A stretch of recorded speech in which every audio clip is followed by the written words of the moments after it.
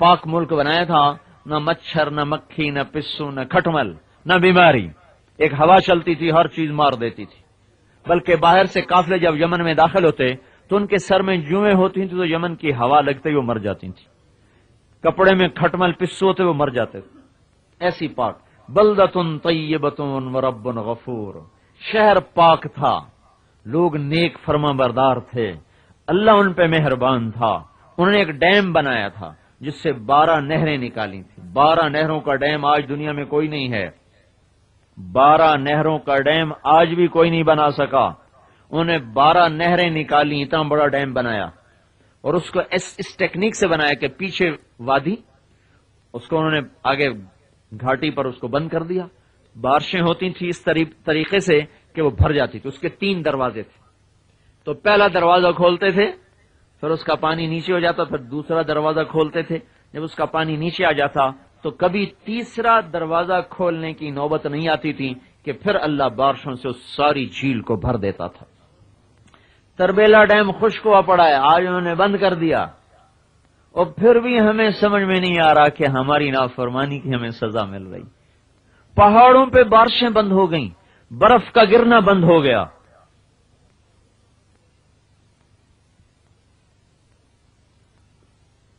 پھر سارے یمن میں پانی کی باری کوئی نہیں تھی، جتنا پانی لے لو اجازت ہے. ہمیں تو 20-22 منٹ ایک ایکڑ کو ملتے ہیں. 22 منٹ میں ایکڑ کا کیا بنتا ہے؟ کھلا پانی. اور یہ ہمارے ہاں اگربتی، اگر ایک لکڑی ہے، اگر ایک لکڑی ہے جس کا برادہ بنا کے اس کو یہ بتی بناتے ہیں جس کی خوشبو ہوتی ہے. اب تو یہ سب نقلی کام ہے، لیکن اگر ایک خوشبودار لکڑی ہے جس کے برادے کو خوشبو کے لیے جلایا جاتا ہے. یمن کے لوگ اگر کی لکڑی سے اپنے چولہے جلاتے تھے. دار چینی، دال چینی ہم اتنا سا ٹکڑا ہانڈی میں ڈالتے ہیں. مسالہ، گرم مسالے میں دار چینی کی وہ لکڑی نہیں ہوتی، اس کی لکڑی کا چھلکا ہوتا ہے. ہم وہ خوشبو کے لیے اپنے سالن میں ڈالتے ہیں. وہ دار چینی اس کا نام ہے. دار چینی کی لکڑی ان کے چولہوں میں جلتی تھی دیگیں پکانے کے لیے. اور دنیا کی سب سے مہنگی لکڑی ہے اوت، جو 1 کلو 30-35 ہزار روپے کی آتی ہے. 1 کلو 30-35 ہزار کلو. وہ لکڑی ان کے چولہوں میں جلتی تھی سالن بنانے پکانے کے لیے. عدن کی بندرگاہ سے جو بحری جہاز گزرتے تھے تو یمن سے جب ہواؤں کا رخ سمندر کو مڑتا تھا تو باغات میں سے گزرتی ہوئی ہوائیں کئی 100 میل سمندر کو خوشبودار بنا دیتی تھیں. اور لوگ کہتے یار یمن والے کتنے موج میں ہیں.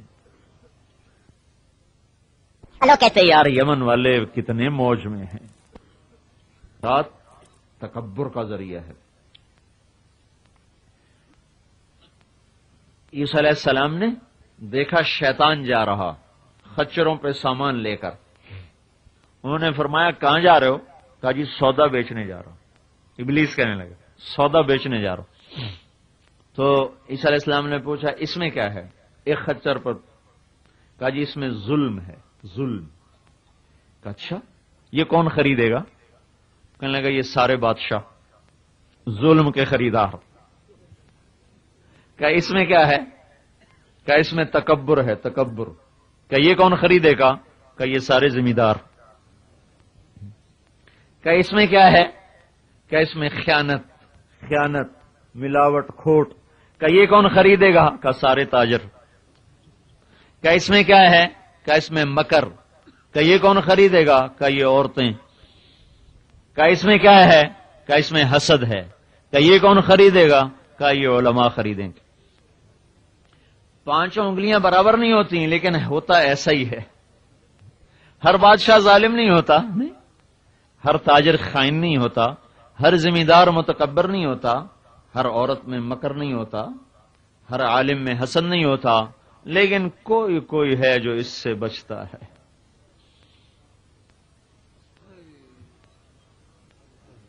یہ پیشوں کے اثرات ہوتے ہیں. پیشوں کے اثرات ہوتے ہیں.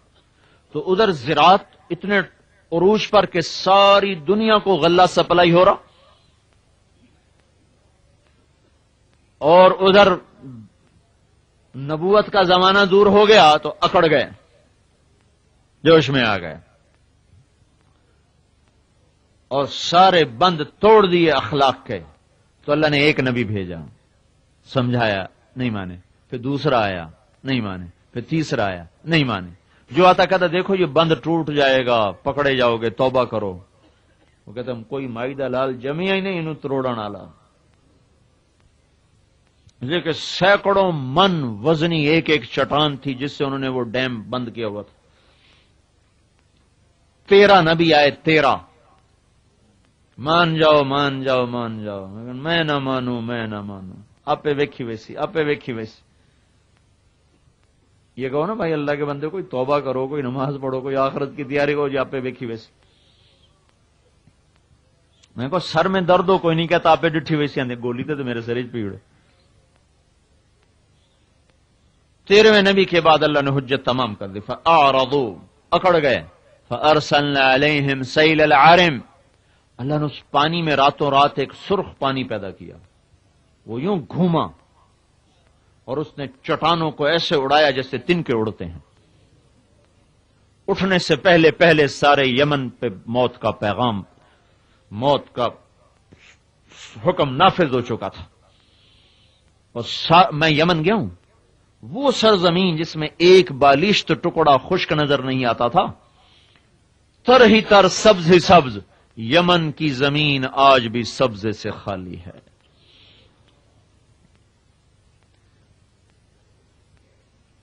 تو بھائیو، میں ایک بات آپ کی خدمت میں عرض کر رہا ہوں، اس لیے یہ قصہ سنا رہا ہوں. میں کوئی کہانی سنانا مقصود نہیں میرا، کہ اللہ کا قانون کیا ہے قوموں کے عروج و زوال میں. پھر ایک ذمہ دار کا، یہ تو پوری قوم کا قصہ سنا، اب ایک ذمہ دار کا قصہ سناتا ہوں. اس کا باغ تھا بڑا زبردست، وہ خیرات کرتا تھا. ایک حصہ غریبوں میں تقسیم کرتا، ایک حصے کو فروخت کرتا، ایک حصہ پھر باغ کی خدمت پہ لگاتا.